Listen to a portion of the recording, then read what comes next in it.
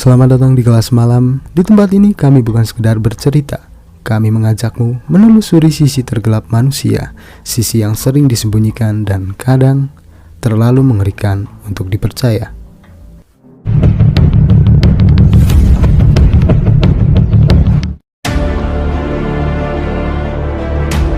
California, Amerika Serikat, 1979.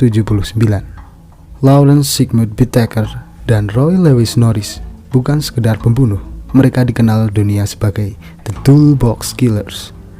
Dua pria yang membawa neraka keliling di dalam sebuah van putih GMC Vandura tahun 1977. Kendaraan yang menjadi saksi bagaimana manusia bisa berubah menjadi monster.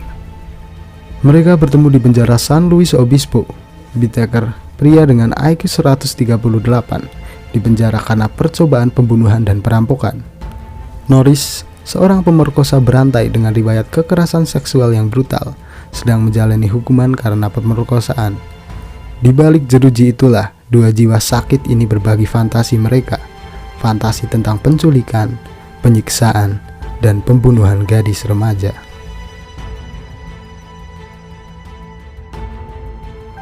Ketika mereka bebas di tahun 1978, mereka berjanji bertemu lagi di luar. Janji itu bukan hanya sekedar omong kosong. Tahun berikutnya, mereka memulai perburuannya. Modus mereka sederhana, tapi mematikan. Mereka mengelilingi wilayah Los Angeles dengan van putih mereka yang diberi nama Murder Mac. Whittaker dan Norris menawarkan tumpangan kepada gadis remaja. Jika korban menolak, mereka diculik dengan paksa. Di dalam van, sebuah kotak perkakas menjadi pusat kengerian. Tang untuk mencabut nyawa, palu untuk menghancurkan harapan, obeng, kawat, penjepit menjadi senjata penyiksa. Mereka menggunakan alat sehari-hari untuk mengubah tubuh manusia menjadi medan eksperimen kekejaman dari fantasi mereka yang di luar nalar. Korban pertama, Lucinda Lynn Shaver, 16 tahun. Pada 24 Juni 1979, dia diculik saat berjalan pulang dari acara gereja. Lucinda mengalami pemerkosaan berulang kali, lalu dicekik dengan kawat baja. Mayatnya kemudian dibuang ke jurang di San Gabriel Mountain. Korban kedua, Andrea Joy Hall, 18 tahun. Pada 8 Juli 1979, dia diculik saat hiking di Redondo Beach. Whittaker memaksanya berpose untuk foto sebelum disiksa dan pada akhirnya dibunuh. Tubuhnya juga dibuang di pegunungan tersebut. Korban ketiga dan keempat, Jackie Doris Gilliam, 15 tahun, dan Joaquin Leah Lamb, 13 tahun. 3 September 1970, diculik dari taman di Hermosa Beach, dipukul dengan palu, disekap 2 hari, diperkosa bergantian, dan akhirnya dibunuh. Doris dipukul dengan palu di bagian kepala dan dicekik hingga tewas.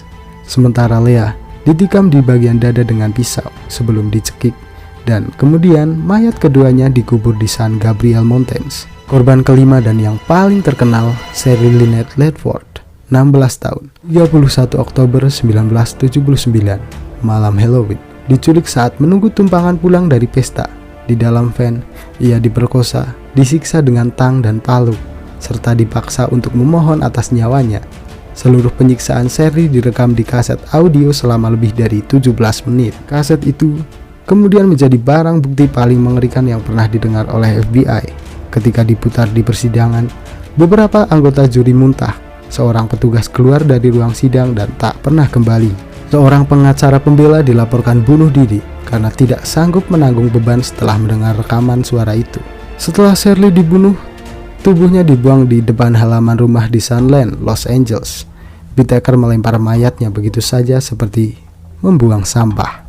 Lantas bagaimana mereka bisa tertangkap? Pada November 1979, Norris yang mulai ketakutan kemudian membocorkan kejahatan mereka kepada seorang mantan narapidana bernama Joseph Jackson.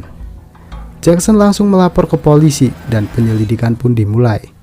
Dari penyelidikan tersebut, polisi menemukan bukti kuat, foto-foto korban di apartemen Whittaker, kaset audio penyiksaan Shirley, kotak perkakas berisi alat penyiksaan, van putih dengan bercak darah, dan barang-barang korban. Norris membuat kesepakatan kepada pengadilan. Dia bersaksi untuk melawan Whittaker untuk mendapatkan hukuman yang lebih ringan. Whittaker dijatuhi hukuman mati pada 22 Maret 1981, tapi ia meninggal di penjara San Quentin pada 13 Desember 2019 lalu akibat sebab alamiah sebelum dieksekusi. Sementara Norris dihukum penjara seumur hidup tanpa kemungkinan pembebasan bersyarat. Ia meninggal di penjara California Medical Facility pada 24 Februari 2020. Mereka dikenal bukan karena jumlah korban mereka, tapi karena cara mereka menyiksa dengan penuh kesenangan. The Toolbox Killer adalah lambang kebejatan manusia dan bukti bahwa terkadang manusia bisa lebih kejam dari monster yang ada di cerita horor. Rekaman jeritan Shirley masih dianggap sebagai salah satu bukti audio paling mengganggu sepanjang sejarah kriminal Amerika. Ini bukan sekedar cerita tentang dua pembunuh.